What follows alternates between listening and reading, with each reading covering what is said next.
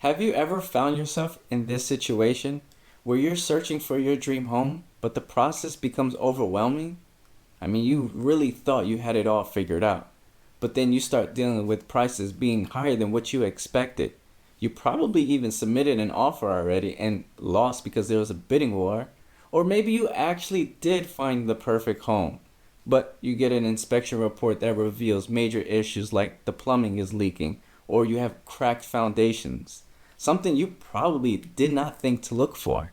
No matter what you do, you probably feel like the odds are stacked against you, so you constantly ask yourself, why is buying a home so hard? This struggle here is incredibly common, and the truth is, there are only a few reasons why either someone fails or is constantly faced with obstacles when trying to buy a home. But the first struggle I see homebuyers have is incorrectly timing your move. As a first-time homebuyer, chances are you're renting up until this point. So the best time, ideally, to close on the home will be when your lease ends. Does not necessarily have to be the same exact date. It could be a month or a couple of weeks in between. Therefore, it gives you that ability to make that transition from one place to the next a little bit more smoothly. The problem with this, though, a lot of you, at least that I experienced, a lot of you wait until the last minute to really get the process started. Then you are faced with a decision. Do you re-sign that lease because you didn't give yourself enough time? Or do you rush to try to go get a home? Most people who make this transition smoothly have been considering buying a home long before taking action, meaning they've been working on their credit, saving up some coins, and possibly even familiarizing themselves with the local real estate market that they're potentially moving to. So with incorrectly timing your move, you may not end up getting that home you thought you were going to get and end up back in the renting cycle. But here are some tips that you can go ahead and take away with. Please plan early and often. I'm sure you already heard me say that. If you don't know where to start, the best place I would say is reach out to a real estate agent and ask for help. And this right here is going to be on a case-by-case scenario, but see if you can get an extension on your lease. Maybe go month to month, maybe 3 to 6 months. But if you go the 3 to 6 month aspect, I would definitely say see if you can potentially ask your landlord specifically. If you give them a 30 to 60 day notice, are you able to break that lease a little bit earlier than expected? The second struggle I see a lot of first-time homebuyers have is looking at homes you simply won't buy and not understanding the costs involved with purchasing a home. I really don't need to explain what I mean here, but for those that are in the back, maybe not listening, this one's for you and this one's for you. If you look at homes that you cannot afford or that you won't simply buy, you will get spoiled by how nice they are. So when you come back to your senses and start really looking at your price point, at that point you may not actually want a home. For example, if you've been looking for a 4-bedroom home with an attached garage in the suburbs versus a 3-bedroom home in a so-so neighborhood with street parking, that may not seem nice enough. So you focus on the wrong thing, you will get disappointed, and that right there I see as the issue. A lot of you want bigger, better, more expensive, but all of that comes with a cost. Looking at regular maintenance, maybe repairs, insurance premiums, property taxes, PMI, all of that stuff adds up. So here are some tips. Get pre-qualified, or even better yet, pre-approved for your mortgage by your lender, and then you go and look. But if you insist not speaking on anybody at the current moment, go online and go find a mortgage calculator that you can go ahead and play around with. But my real challenge to you all is use a budget sheet so that you can figure out what is it that you are comfortably able to and willing to afford for your monthly mortgage for the next 15, 30 years, whatever mortgage type you decide to choose. This will make sure that you can buy the home, keep the home, still live your life, and even make the repairs that will come. And after you do speak with the loan officer and you do have that pre-approval in hand, you should at this point be getting in touch with the real estate agent or already in touch with one so you can start previewing homes. And if you still at this point need help with finding a good local real estate agent in your area, I'm connected to literally thousands of real estate agents that I can connect you to. Just make sure you go click that link in the description below, fill out the form entirely. That way I can reach out to you and have a better sense of what it is that you need help with so I can partner you up with the right person. The third struggle I see is looking at the wrong mortgage type.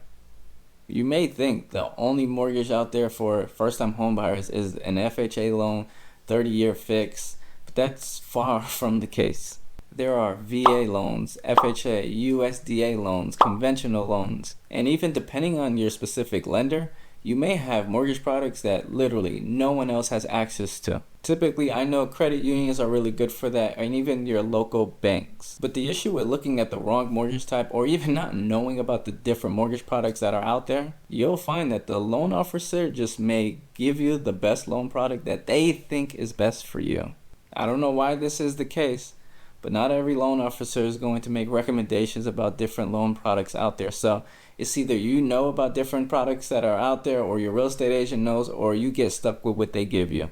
And if you choose the wrong mortgage type, you may actually end up getting screwed in the long run. We can all just go ahead and take a look to see what happened back in 2008. And of course, no one wants a repeat of that. So be sure to explore all of your options, look at every single mortgage type. In fact, if you want to take it a step further, speak with that loan officer that you are working with and see on paper, have that breakdown so you are able to compare and contrast each loan product in terms of price, what you're going to pay for your monthly mortgage, what your closing costs going to be, what your down payment going to be. All that stuff should really be taken into some sort of consideration so you can then make that comparison. The fourth struggle I see is the down payment. Just because you and your partner may make enough to buy a home, in most cases, depending on the loan product you choose, you'll have a down payment that needs to be sourced or even gifted. So if you're stuck in your old ways, still stuck in money under your mattress, you may want to kill that old habit now, because that is money that cannot be sourced, and a lender is simply not going to look at that money as something that you can use to purchase your home with. And then also, not asking about the down payment assistance programs. If you're in a financial position where saving is becoming a difficult task for you, well, first and foremost, take a look at your finances and see what can you remove or should remove to help you on that front. But on the other end, this is a great opportunity for you to ask about those down payment assistance specifically in that state, because it's all out there. You just have to ask to get that information, and then you can do what you want to do with that. But the only thing I will say about down payment assistance, and this is me personally talking at this point in time, is they have their own guidelines and stipulations that you must understand. Because otherwise, if you don't understand it and you intend on selling or refinancing earlier than anticipated, then that can actually hinder your plans. So if you're concerned with the down payment or maybe even closing costs, you can start with saving at least 3% of the purchase price for your down payment. Use a budget sheet, as I've already mentioned. You can go on to this website here where you can go ahead and check out to see what kind of down payment assistance programs are out there in your state specifically that you're looking at. And then one thing that you can do if you're in that specific market that allows it is you can negotiate with the seller to help you pay down your closing costs. The fifth struggle I see first-time homebuyers have is looking in the wrong locations. It is said by NAR, National Association of Realtors, that the quality of the neighborhood is important to 59% of you. And most people, honestly, is going to stay in their home for at least 7 to 10 years. So my suggestion would be you better spend a little bit more time physically in that neighborhood, maybe even speaking to the neighbors or driving to and from that neighborhood on different occasions so you can truly indeed get a feel of what it is to be in that neighborhood. You make this mistake and buy in the wrong neighborhood, sure, you can sell, but you better hope you have enough equity to lean on. The sixth struggle that I see buyers experience is being indecisive. Sure, do not get me wrong. Take your sweet time with making one of the biggest decisions of your life. But let me ask you this. What are you going to do when you come across that home that fits and checks all of your needs? Are you going to commit to it, or are you going to be afraid to commit to it? Because you're waiting for something, like for instance, you're waiting for 3% mortgage rates to come back. And if 3% mortgage rates come back, ring the alarm, because you probably won't be thinking about buying a home anyways. And so that's the problem with being indecisive. You constantly are pushing that timeline further back. At that point, you may not ever end up buying a home because you're constantly talking yourself out of it. And as time goes on, you'll start to see homeownership just literally starts to fade more and more and more. So be sure to have a clear understanding of what your wants and needs are in a home. Then I really want you to ask yourself, do you even envision yourself living in that specific home that you're being indecisive about for about 5 to 10 years? You can also weigh the pros and cons of buying now versus buying later. And then I really want you to ask your real estate agent that you are working with to help you find all on and off market homes, to help you solidify your answers and making sure that you are seeing every possible home out there, to help you understand, is this decision that I'm conflicting with or that I'm fighting myself with, is it actually a good decision to move forward with? And here's an extra tip, because it may not actually be the home in itself, it may be what comes with the home, right? Which is maintenance, repairs. And if that is something that you are concerned about, then I will say you should really consider home warranty at least. Don't forget, I'm here to connect you to the best real estate agent in your area or an area that you're looking in. So if you do need any real estate assistance, be sure to fill out the referral form, which you can find in the description below.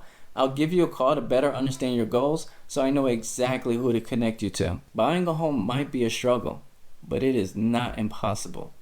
In fact, preparation is really the key. Let me know in the comments below, what struggles are you currently having, or what struggles have you experienced trying to buy a home? Because just as much as I enjoy making these videos for you guys, my name is Roney Polynice, and always remember, I got your back.